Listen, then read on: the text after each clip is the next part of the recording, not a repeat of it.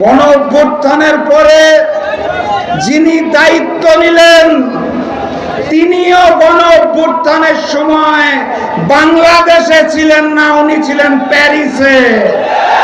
Doctor Mohammad ইউনূসের কথা বলছি।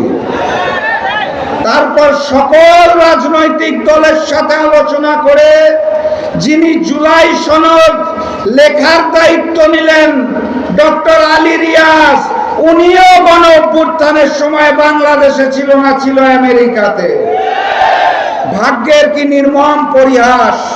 সেই জুলাই সনদ বাস্তবায়নের জন্য যারা দায়িত্ব গ্রহণ করলো ম্যানেজ ভোটের মাধ্যমে, সেই ম্যানেজ ভোটের প্রধানমন্ত্রী জুলাই গণঅভ্যুত্থানে বাংলাদেশে ছিল না, ছিল লন্ডনে।